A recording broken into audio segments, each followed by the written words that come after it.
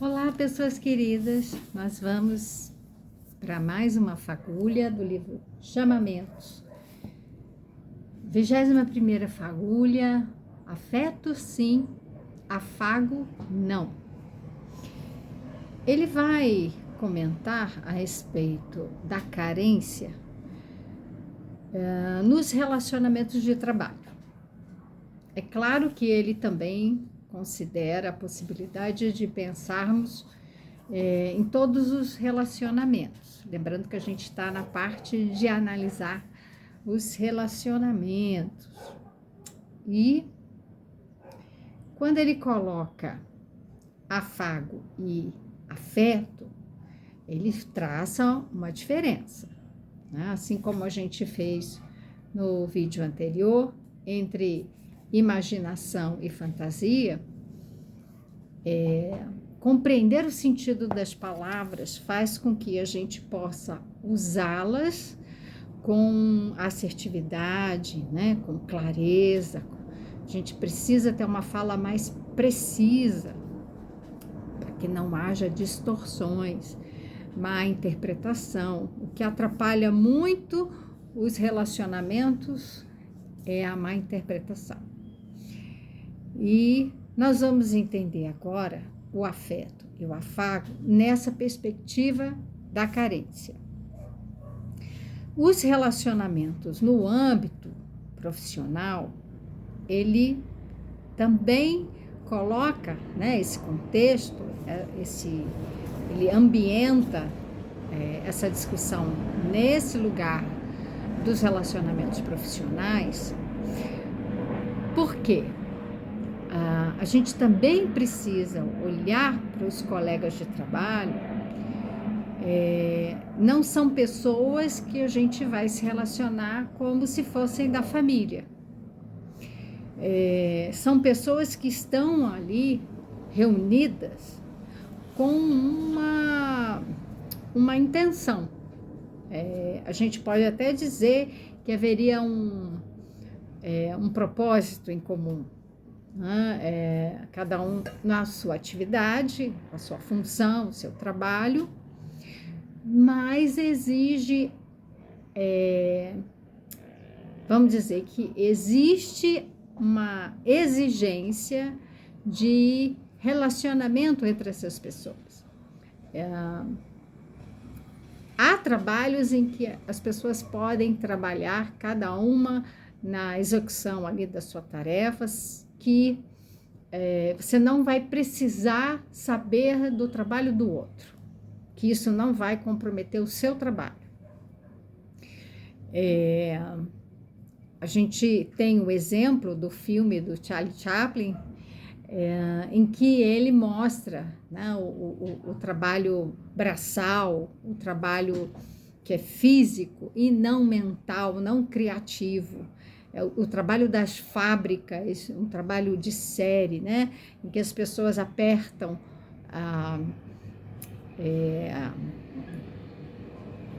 ali no filme, né, ele tem uma chave, ele vai apertando as peças, mas a gente pode pensar em colocar objetos, tirar objetos.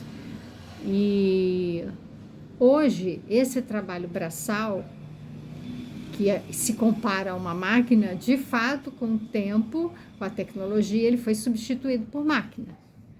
Então, equipamentos bem mais precisos do que o ser humano executam essas tarefas. Então, as máquinas, elas fazem cortes, elas fazem soldas, elas fazem moldes, elas fazem um trabalho muito pesado, no sentido de que é pesado mesmo, né? Que a gente não suporta o peso, mas também na carga de tarefa intensa e às vezes num calor excessivo ou num frio. Então, em condições mais adversas que podem comprometer a saúde do ser humano. Então, a gente precisa olhar essa parte, né, das máquinas, das tecnologias, como um aliado, né? É certo que quando isso começou, muitas pessoas perderam emprego. E isso não quer dizer que seja um aspecto negativo. Pelo contrário, a gente vai precisar cada vez mais se ocupar ou desenvolver trabalhos mais criativos, mais inteligentes, que envolvem soluções de problemas, que envolvem criação, né, criativos, então, criação de novas tecnologias, novos equipamentos. Essa parte diz respeito ao desenvolvimento humano, né, em que a gente não precisa mais fazer um trabalho mecânico, repetitivo, pesado, desgastante, porque a máquina substitui bem e executa bem essas tarefas. Só que a gente agora precisa se relacionar. A gente precisa trabalhar no mundo das ideias. A gente precisa trabalhar com soluções de problemas. E vamos pensar aqui. Se a gente for, eu não vou me estender muito nisso não, tá? Mas eu deixo aqui a indicação de um livro do Byung-Chul Han, um coreano. Ele escreveu A Sociedade do Cansaço. Esse livro é pequeno, mas é um livro muito potente. Ele é muito preciso ali nas discussões do que estamos vivendo nesse momento. Existe muita competição, é isso que eu quero falar, né? No sentido de que as relações humanas dentro do ambiente de trabalho estimularam a competição.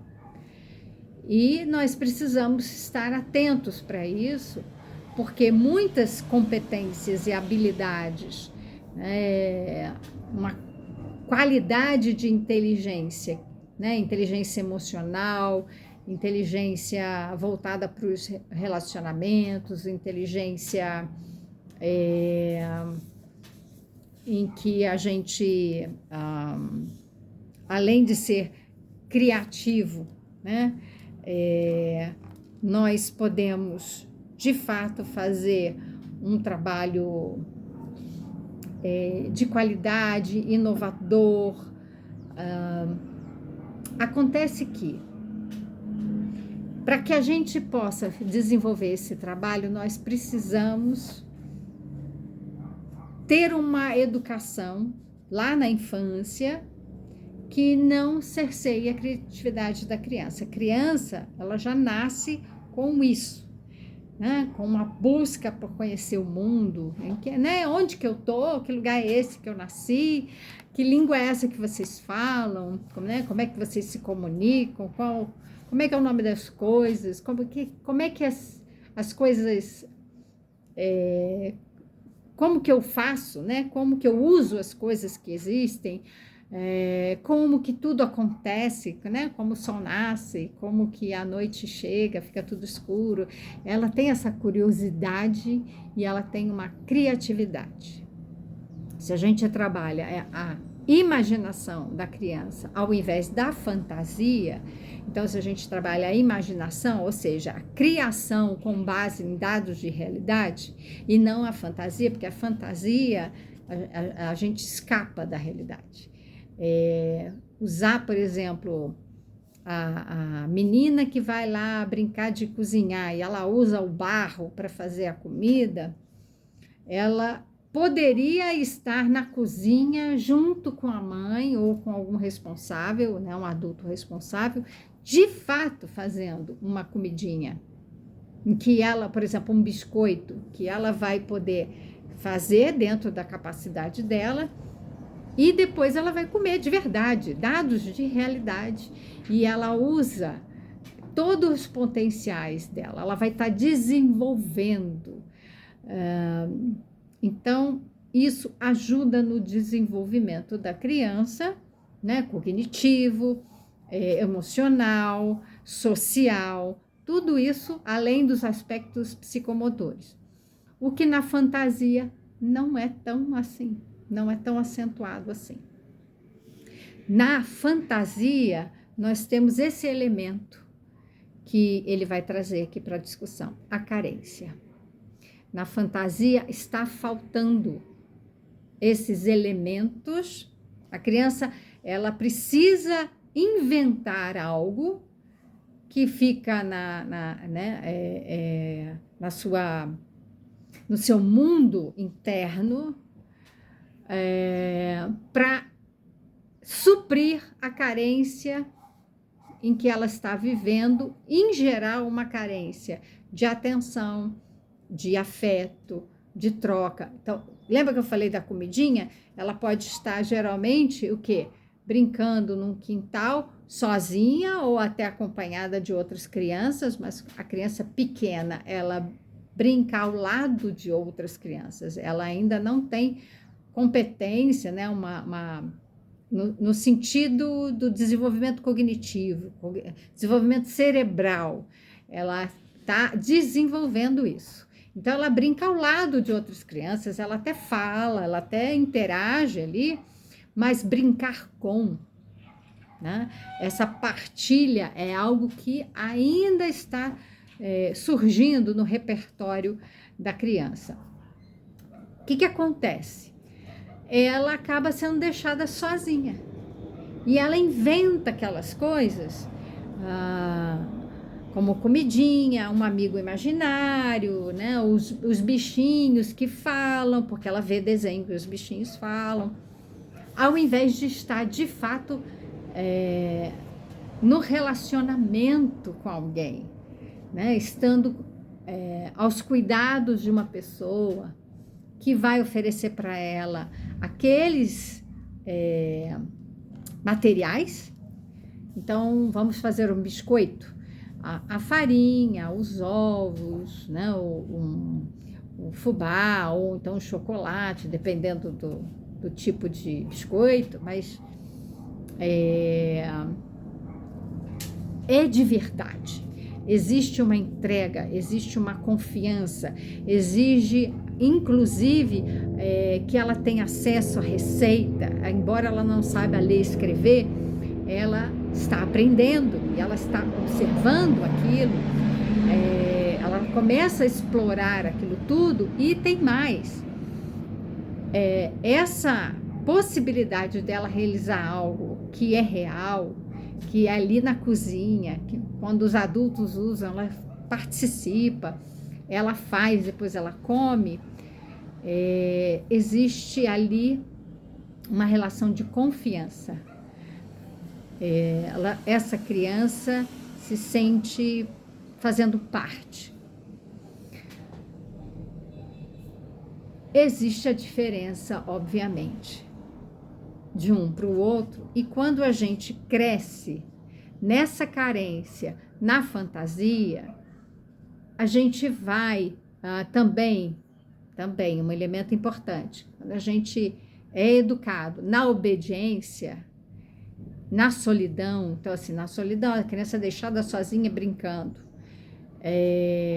ou muito tempo vendo televisão, ela está sozinha vendo televisão, ela conversa pouco com outras crianças, conversa pouco com os adultos, não é permitido que ela faça determinadas coisas, ela pode sentir essa falta, né? Faltou algo ali para que ela pudesse confiar nela mesma, né? Isso tem relação com a autoestima, que ela pudesse lidar com situações, aprender com elas, aquilo que funciona, aquilo que não funciona. Por exemplo, ontem eu fiz um bolo. Meu filho falou tanto comigo, falou tanto, que eu me distraí.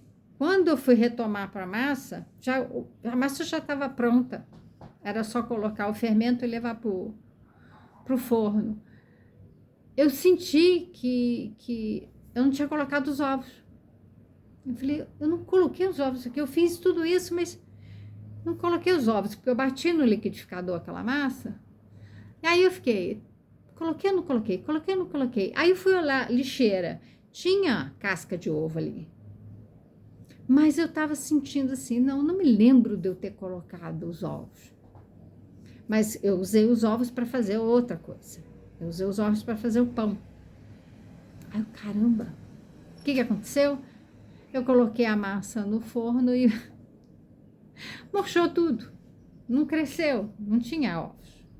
Eu, né, quando a gente se distrai, quando a gente não está com atenção naquilo que a gente está fazendo, a gente está vivendo um mundo muito acelerado, com muitas exigências, um mundo competitivo, um mundo em que a gente não aprendeu a cuidar das coisas que a gente faz, a se envolver nas coisas que a gente faz, mas a descartar, né? De fato, jogar fora, fazer muitas coisas ao mesmo tempo. Isso tudo gera efeitos. Pode gerar um comprometimento nos relacionamentos e no trabalho. Nas empresas, como ele coloca aqui, a gente precisa entender que existem pessoas ali com a sua bagagem, sua história, as suas necessidades, né? A forma como foram educadas. Como que elas vão se relacionar, como que elas vão propor juntas soluções de problemas, propor iniciativas para a empresa, para que ela se lance no mercado, produtos inovadores, como? Hã? E tem mais. Como eu falei que o grande problema das pessoas que se relacionam é a comunicação, porque a comunicação pode gerar mal entendido, pode gerar distorções, pode gerar, por quê? Porque a gente interpreta de uma forma, a gente recebe aquela comunicação de uma forma. Tem gente que fala que, o que eu sei o que eu falei, eu não sei o que o outro entendeu, mas eu não sou responsável pelo que o outro entendeu. Pensa a respeito disso, o que você acha? Sim, porque eu estou aqui falando o que eu penso a partir de uma série de princípios, né, estudos e considerações e tal. Mas vamos lá, a gente não é responsável pela forma como o outro escuta, interpreta. Eu vou dizer uma coisa. Eu trabalhei muitos anos, mais de 20 anos, escrevendo pareceres para a justiça, em processos de denúncia de violência contra a criança. Eu estou escrevendo, não é para um psicólogo, não é psicóloga para psicólogo, é uma psicóloga para um juiz. Esse juiz, ele tem que entender o que eu estou falando. Aquilo que eu estou escrevendo pode contribuir e vai contribuir para que aquela pessoa, né, a figura do juiz, tome uma decisão muito importante, que envolve a vida de determinadas pessoas.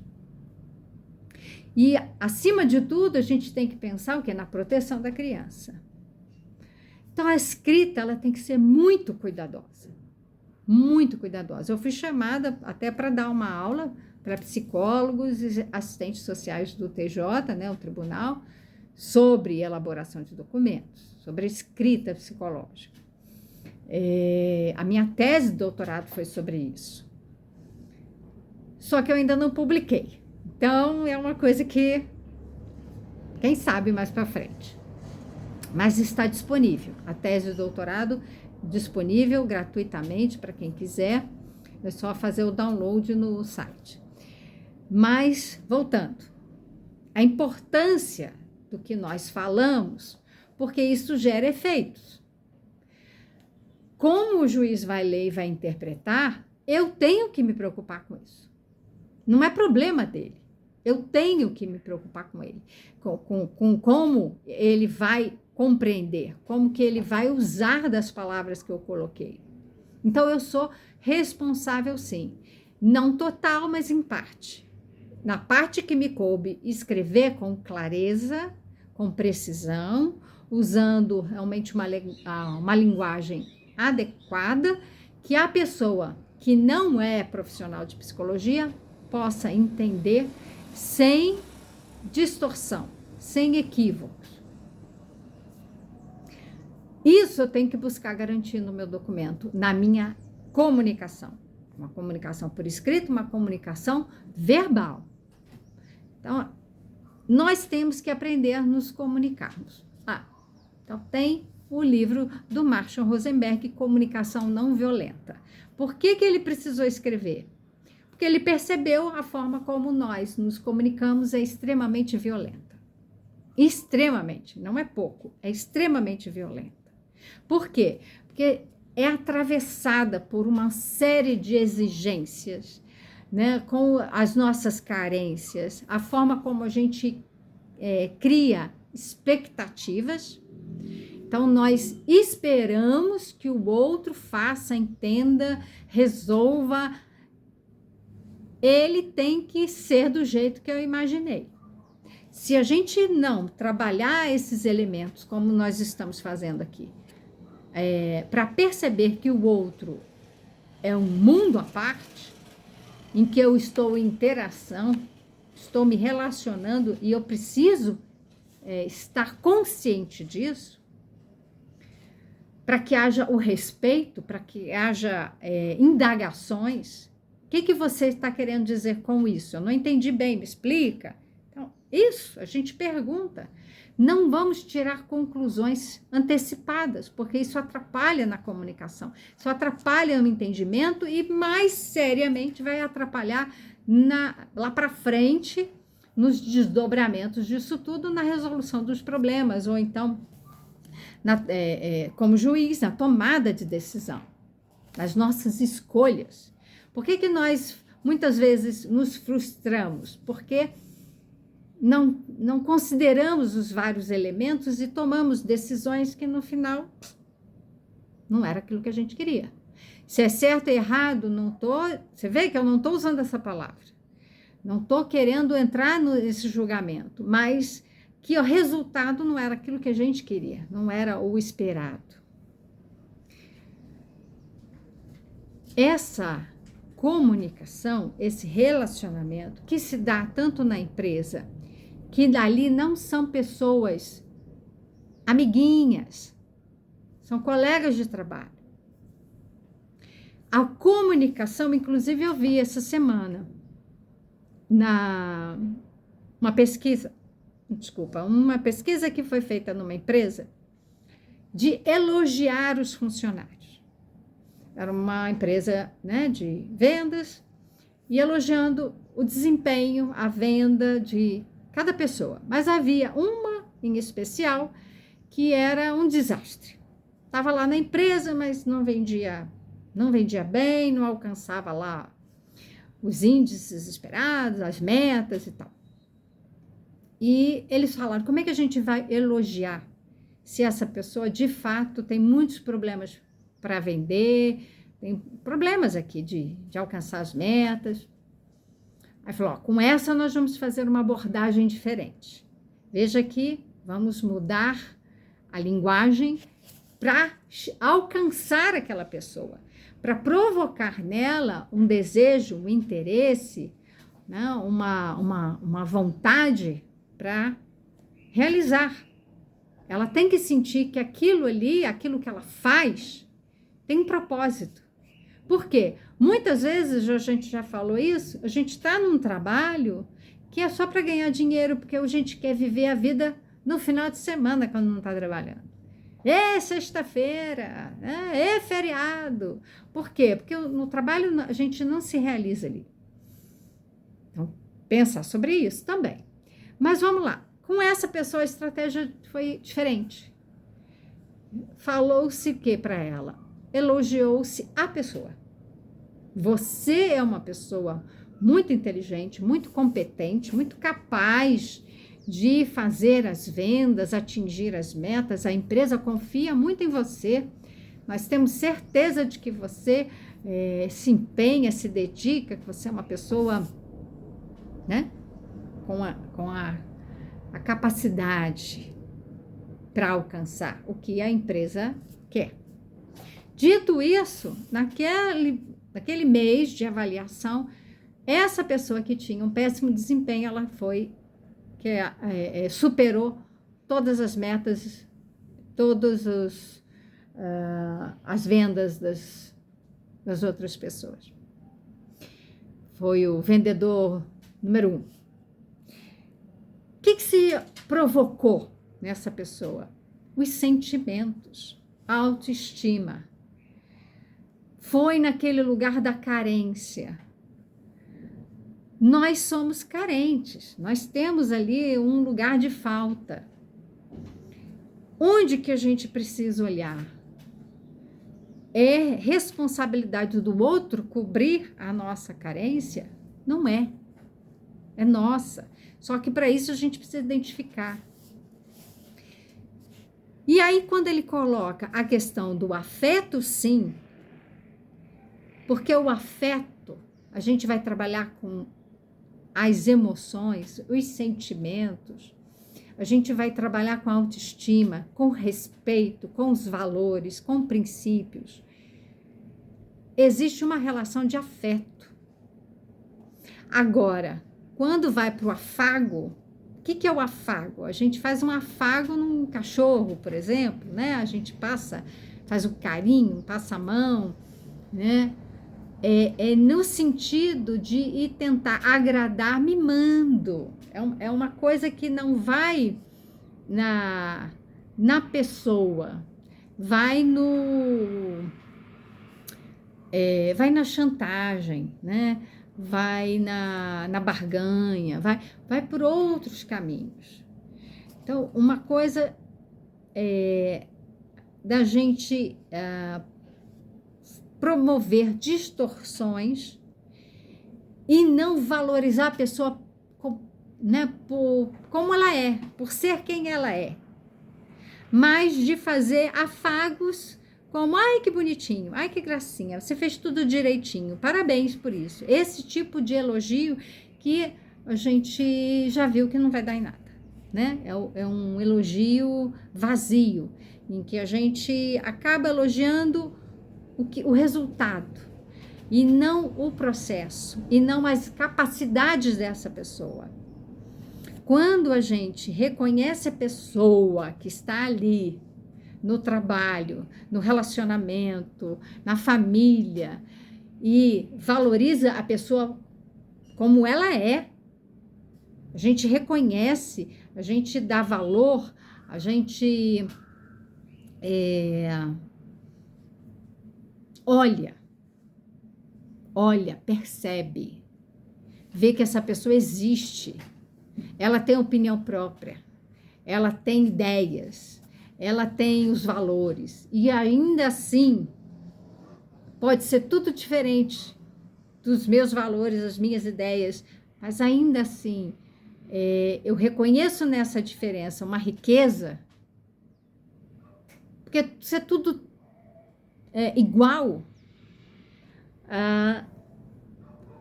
a gente fica com mais do mesmo, a gente não cresce. O diferente é que faz a gente avançar. Então, o afeto é reconhecer a pessoa como ela é interagir com o outro. E o afago aqui é de transformar o outro naquilo que eu quero que seja. Então, eu só elogio, só agrado se ele fez aquilo que eu quero. Relacionamento muito diferente. Nós vamos falar mais disso, porque isso aqui é muito importante.